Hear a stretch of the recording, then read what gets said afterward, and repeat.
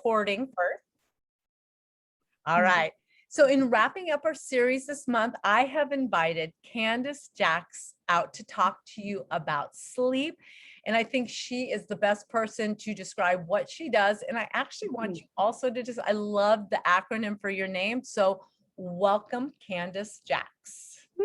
Thank you so much. Thank you for the invite. And the acronym for WHANT Wellness, is that what you're talking about? Yes. Yes. My business name is WHANT Wellness, and that is the WHANT is actually spelled W-H-A-N-T, which is wellness through habits, activity, nutrition, and timing. And I kind of throw sleep in there with the timing, but I was telling Melanie I'm a multi-passionate person. So, I actually help people struggling with their sleep create healthy habits, since we're talking about habits, so they can feel rested and have the energy to live life intentionally. We all deserve to live a fulfilling life, and I don't believe we can do that if we're not resting properly. And I really hope you cannot hear my dogs downstairs right now. So I was told to keep this to 15 to 20 minutes. So I will cover some of what I feel are the most important aspects of how we can become better sleepers. And if there are additional questions, please don't hesitate to ask.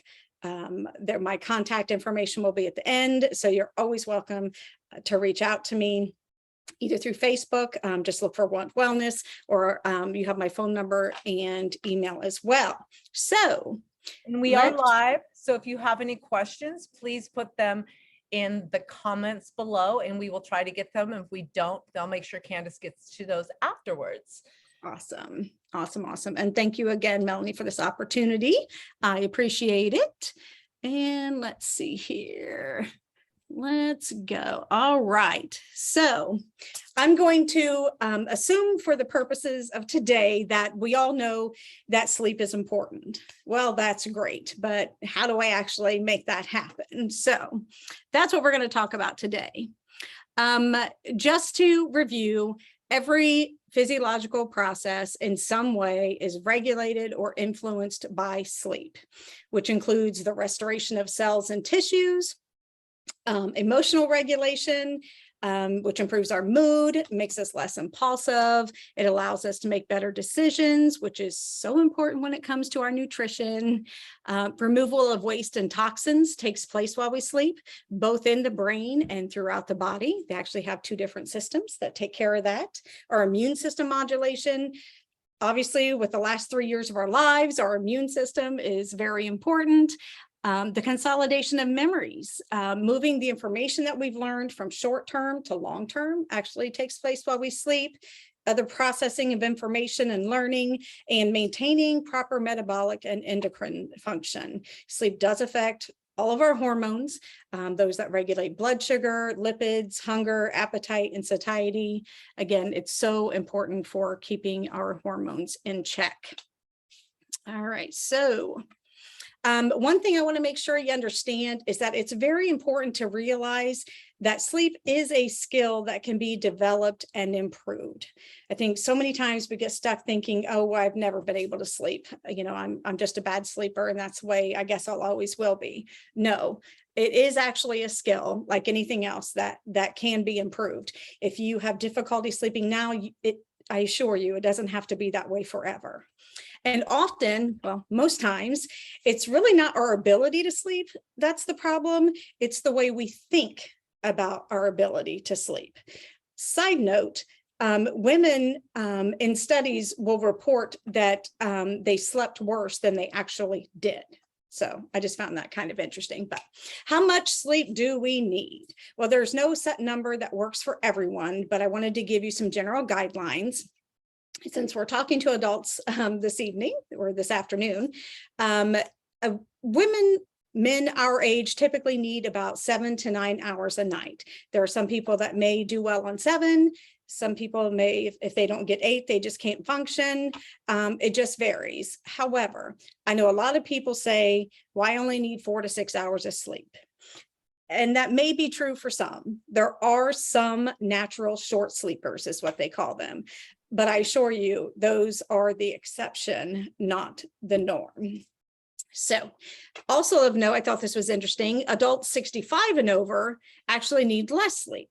I just found that so ironic that as we get older and actually have more time to sleep, we don't need as much sleep. But all right, so what are my recommendations to get more and better sleep? This first one might surprise you. My first recommendation is to actually just prioritize your sleep. We all say that sleep is important, but oftentimes our actions don't match our words. I think, especially as moms, spouses, partners, sometimes we find that the only alone time we have with no one asking us for anything is after everyone else has gone to bed. Which I totally get because I was right there. I stayed up way too late because that was my quiet time.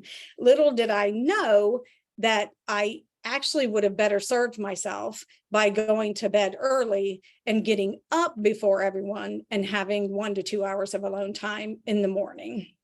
Live and learn.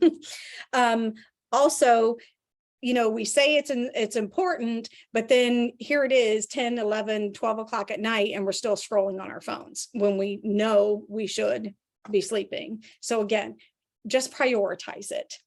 Also, according to neurologist and sleep researcher, Dr. Kristen Willmeyer, every hour we sleep before midnight is actually worth 2. So if we go to bed at 10, it's actually like getting 4 hours of sleep by midnight instead of 2. So again, all the more reason, go to bed early, get up earlier instead of staying up late after everyone else.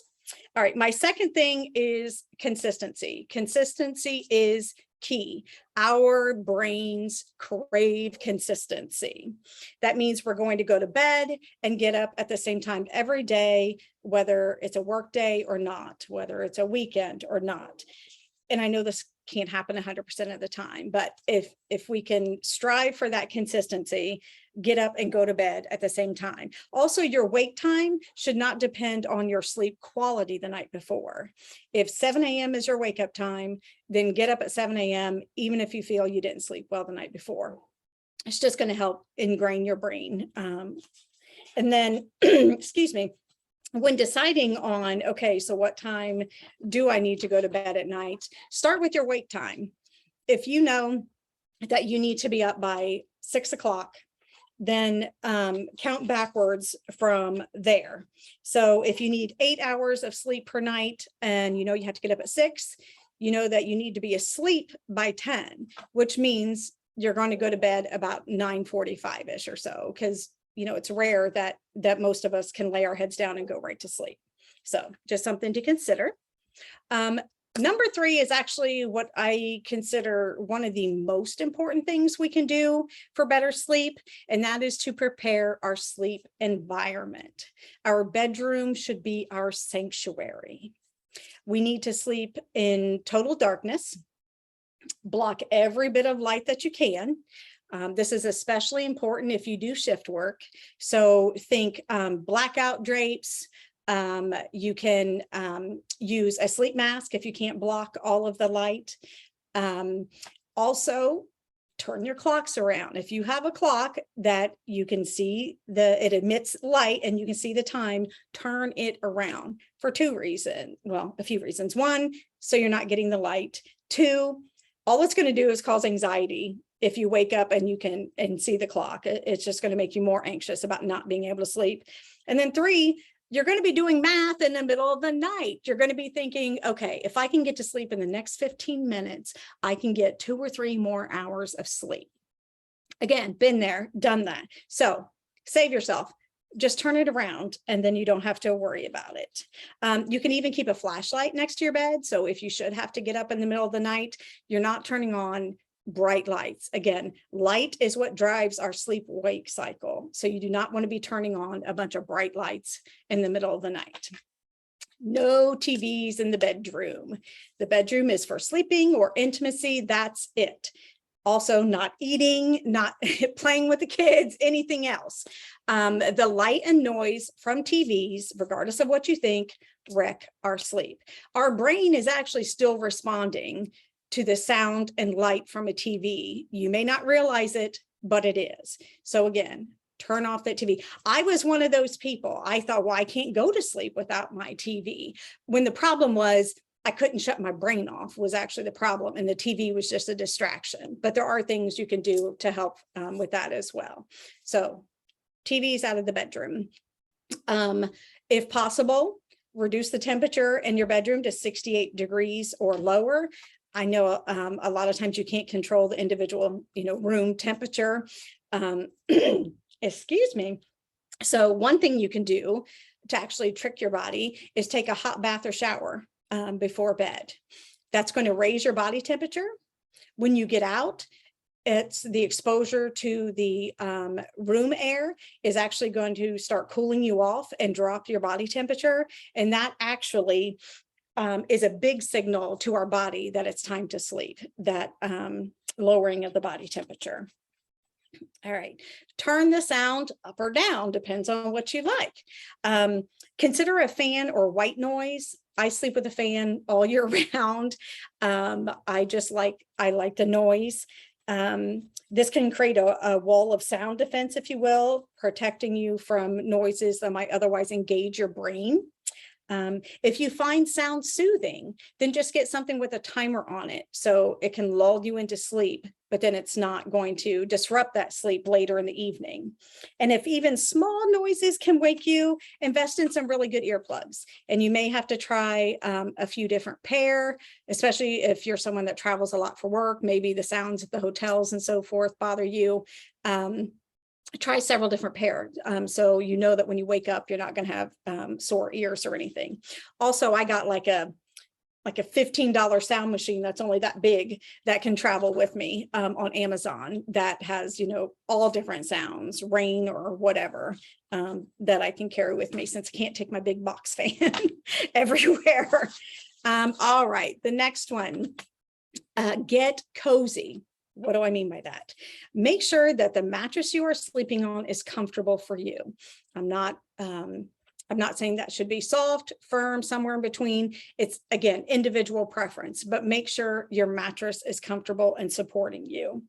You can try several different pillows until you find one that you like best. There are now pillows that if you look at them say, this is best for side sleepers, or this is best for back sleepers, or this is best for someone who sleeps on their stomach, which please tell me you're not sleeping on your stomach.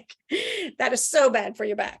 But my point is make sure that what you're surrounding yourself with is actually comfortable and helps lull you into a sleep.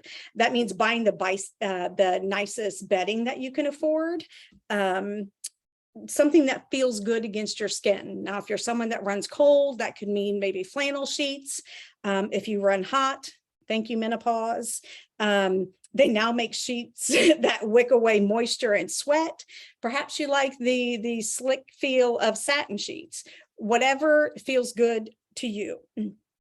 You can consider a cashmere blanket, a goose down comforter, and some people swear by weighted blankets. So again, just figure out what is the most comfortable for you. Interesting note, Travelodge actually conducted a survey of 2,000 guests as to how room color affected sleep.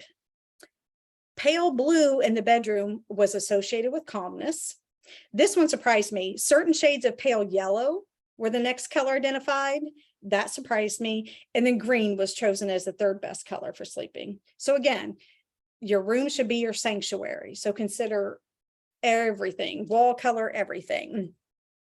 And then we also need to keep a stress-free, clutter-free room. Yes, it does matter. Our bedroom should not become a storage room for everything else we don't have a place for. That means put away all your clothes, clean off your nightstands, get rid of any boxes that don't belong there. Again, you don't want to walk in and be thinking immediately, crap, I still got to figure out where to put that or what to do with that. A sanctuary, clear away anything that's on the floor. This is kind of funny. There was a Harvard researcher did a study looking at sleepiness in rats. The rats were put into cages that were either dirty or clean. All the rats slept. However, according to measurements of their sleep and brain biochemistry, the rats in dirty cages showed more signs of hyperarousal and did not sleep as well. Okay, first of all, who knew that rats could consider anything dirty? That I found very interesting. I would love to see these cages, but anyway, it matters. So get rid of everything that should not be in your bedroom. Also something to consider, if there's an aunt's house or your mom's house or a hotel where you go and you feel like you always get an amazing night of sleep, figure out why. What is it about it? And then replicate that in your sleep environment. If it's a hotel, lots of hotels, if you call them, will tell you, what mattresses they use, pillows, all that type of stuff. So figure out what it is, recreate that in your own sleep environment. All right. Melanie, let me know how I'm doing on time. If you need me to hurry it up. All right. This is the other very, very important aspect of creating better sleep habits, and that's creating our bedtime routine. By performing the same activities in the same order every night, our brains come to see those activities as a precursor for sleep. Again, our brains crave consistency. So just like children, have a set time to start winding down. And at the beginning, you may need to set an alarm on your phone just to remind yourself, okay, it's time to start winding down. I actually set an alarm to remind me to take the medications I have to take at night, just so I don't forget to take those. And again, I try to liken it to, as parents, when we have young kids at home, we don't let them run around screaming, wrestling, drinking caffeine, having snacks and everything else right before bed. So why do we do that to ourselves? We stay up checking work email or doing whatever right up to the time we go to bed, and then we can't figure out why we can't go to sleep. We need time to wind down too. And one of those things we need to do is put down our phones, turn off our tablets, laptops, or any other electronic devices 1 to 2 hours before we go to bed. That is going to stop with, the blue light that we get from our electronic devices, the TV and everything, are actually wake promoting. If you cannot put the phone down or turn off the TV, please get some blue light blocking glasses. Again, you can just get these off Amazon. I am blind as a bat without my prescription lenses. So my kids love to crack up when I first got my over the glasses, blue light blocking glasses. But again, I'm blind as a bat. You can get prescription blue light blocking glasses, but obviously this is the much cheaper route to go. They do make, with plain lenses, they also have readers that have different magnifications that you can get. They also have, if you want them, just something that clicks right on your glasses, clips right over your glasses. So again, just go on Amazon, you can find them. I like these because they also have they block from the side as well. I don't know if you can see that. It blocks from the side as well. So, and yes, my kids do make fun of me when I wear those, but at least I sleep, right? All right, so reduce your environmental lighting around the time the sun goes down. So as the sun starts setting, you can either turn down all the lights, turn off lamps, or maybe if you have dimmers, just turn them down. You can even consider just lighting some candles later in the evening and going like that. Some of the other things that we can do as part of a bedtime routine, I have listed next. And one of the important things, again, about this bedtime routine is it helps us separate the day from the night. It helps us wrap up all those stresses from the day and put them aside so that we can relax and get to sleep. But some of those activities could be reading a book. My husband goes to bed at 9 every night. So when he goes to bed, I try to turn the TV off or just turn it way down or turn on some relaxing music and read a book for an hour or so before I go to bed at 10. I will say that there is a study that looked at the difference between reading a paper book and reading on an iPad screen. And it found that even after they had gotten 8 hours of sleep, the reading on a bright screen, the sleep quality is still impaired. So if you have an e-reader, you could still be impairing your sleep. It's the diminished melatonin production caused by screens that makes it harder to fall asleep. And once we do fall asleep, it's less restful with less time spent in our REM stages. All right, another thing you could do is, I mentioned music, listen to relaxing music. Studies show that adults who listen to 45 minutes of relaxing music fall asleep faster, rest longer, wake up less during the night, and feel more rejuvenated upon waking. So that's a good one. Meditation is great before bed. If you don't currently meditate, there are apps out there that can walk you through some guided meditations. You could go to YouTube. There's lots of sources out there for you. Yoga and stretching, again, are good activities before bed. The warm bath or shower we mentioned earlier. If you have racing thoughts that keep you up, this next one is a great option for you. Journaling, or what you might call a brain dump. If you just can't seem to get the mind to shut off, grab a pen and paper, write everything down that's on your mind. Now, this is important. You're not judging what you're writing down. Just write it down. Just get it out of your mind. So you don't have to think about it for a while. You know it's written down, you can go back to it tomorrow. Some people are just anxious about forgetting something the next day that they have to do. Maybe spend 5-10 minutes doing a to-do list before you go to bed. That way, again, you don't have to worry about forgetting anything. I actually heard of someone that had a little box next to their bedroom door, and they called that their stress box. And they would write down anything that was stressing them or on their mind, and they would fold up the piece of paper and put it in their box and then walk into their bedroom. And that was their way of releasing that stress and being able to rest. Deep breathing exercises are very good, and progressive muscle relaxation. Again, there are all kinds of sources that can teach you how to do this. The great thing about the deep breathing exercises and the progressive muscle relaxation is you can do it in bed. You can actually do it in bed and then just fall right to sleep. All right. Timing is everything, is what they say. Very, very, very good for you. Get bright light as soon as you get up, preferably natural light. So if the first thing you do is have your cup of coffee or tea in the morning, take it outside if you can. If you can't get outside because the weather is not cooperating, then just sit next to a window so you're getting as much natural light as possible, or turn on bright lights in your home. There's something they call 10 before 10. It's getting 10 minutes before 10 a.m. Get 10 minutes of natural light outside before 10 a.m. Exercise in the morning is great. Bonus, of course, if you can do it outside in bright light. Make sure that you're having a small to moderately sized meal, no later than 3 to 4 hours before bed.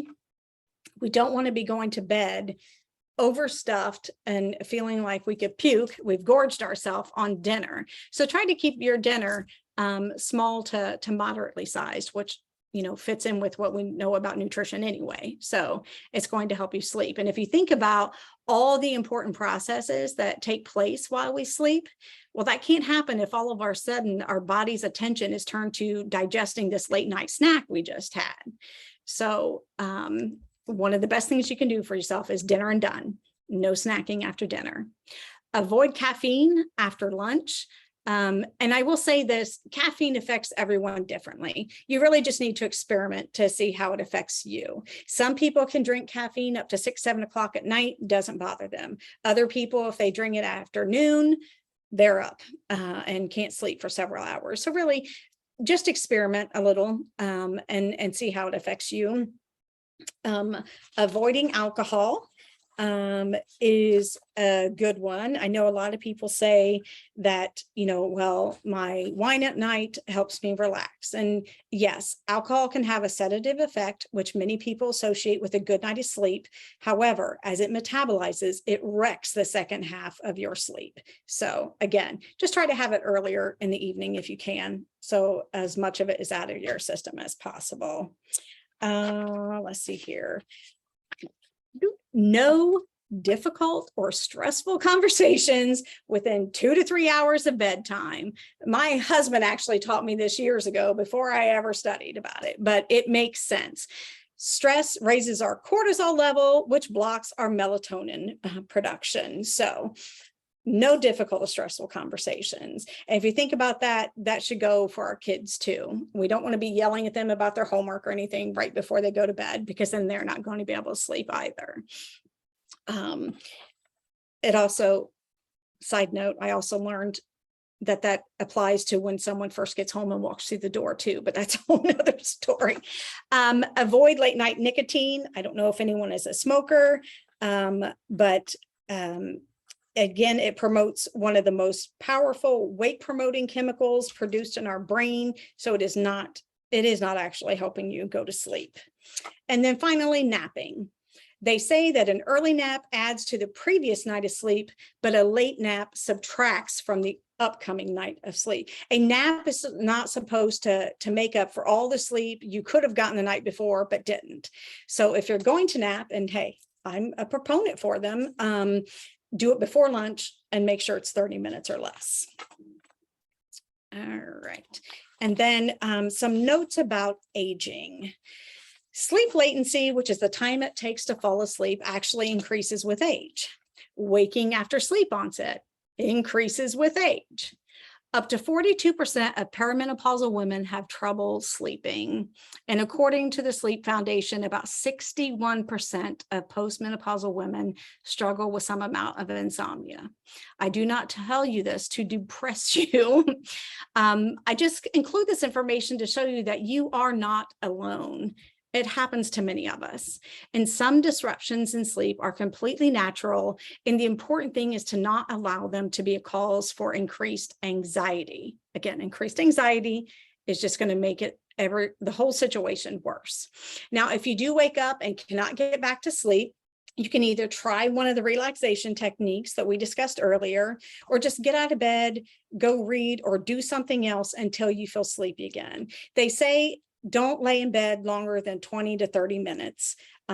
If you can't fall asleep or you can't get back to sleep, if you've actually woken up, get out of bed and go do something else. And on that note, do not go to bed if you're not sleepy. It will just exacerbate your anxiety about not being able to sleep. If you're not sleepy, not many of us can will ourselves to go to sleep. So just do something relaxing until you do feel that sleep drive. All right. And then finally, let's talk about our mindset. This is so important in every area of our life, isn't it? But even with sleep, and the label you use to describe yourself as a good sleeper, light sleeper, poor sleeper, it's not trivial. It's been demonstrated that the way we view ourselves as sleepers and the labels we give ourselves may actually be more predictive of daytime dysfunction than our actual sleep quality. So if you view yourself as being a confident, good sleeper, you may actually function as well during the day as a person with far better sleep quality. So again, what we tell ourselves matters. What is it they say? Fake it till you make it, or something like that. Just keep telling yourself that. So spend some time visualizing your perfect night of sleep, starting with your bedtime routine, going into your cozy sleep den and falling into a quick slumber, and then visualize the way, actually think about how you will feel waking up completely refreshed. Paint that picture and just keep working towards it. And as with everything, give yourself grace. It's not perfection. We're just looking for progress. And then focus on what you can control. If you look at our sphere of control, there are some things we have total control over, some things we have some control over, and then other things we have no control over whatsoever. It's the fear and helplessness that power the that powers insomnia, but education is the solution. Control what you can. Let go of the rest. That's where your power lies. So focus on what you have total control over. What is that? Well, we can control prioritizing our sleep, our bedtime routine, our nutrition, our movement, and our mindset. We cannot control aging, hormonal changes due to menopause, the demands of our job, other people, or all aspects of our outer environment. We control our fear and anxiety about the situation. If sleep does not happen, just relax and enjoy the peace. Know that just resting is restorative for our body too. All right. And with that, I thank you so much for your time today. I hope something I've shared will help improve your sleep, even if just a little. And if you have any questions or want to contact me, I provided my phone number and email address, or you can let Melanie know and she'll let me know. Oh, Candace, that was amazing. If I can have you stop your screen share right now, I'm definitely going to share all that information with everybody, and I'm going to add my pin here. You had so much information. My notes are off the chain. I want you, because, you know, in my group, we deal with nutrition. I thought you had said something about, I just want to touch on a few things. And then of course, if all individuals want to reach out to you, I definitely want them to reach out to you. You said something about the blue light and weight gain. Well, the blue light actually is weight promoting. Blue light is what we get from our computers, our TVs, Okay. our tablets, and so forth. And we actually need to block that at a certain time of night. I don't remember saying anything about that in direct correlation with. Oh no, yeah, because I remember you said it was, that was probably what I meant was Sorry. With the weight promoting, because I was like, what did she say about that? Because I didn't know that. So that was really interesting to me. Yes, there was something here. Let me find it of interesting note. I'm trying to see so I tell you exactly. Studies show that sleep deprived people actually eat on average 300 more calories a day than people who get a full night of sleep. And this makes sense. They also exercise less, have a tougher time regulating their emotions, and have higher rates of anxiety and depression. And there are studies that show that people who do not sleep enough have more adipose tissue. They have more fat tissue. So, but again, think about it. That comes back to regulate our emotions. You have more cravings. I mean, I know when I don't sleep well, or I only get a few hours of sleep, I'm craving everything bad for me, everything processed, high carbs, give me the sugar, all that stuff. So, you know, it makes sense.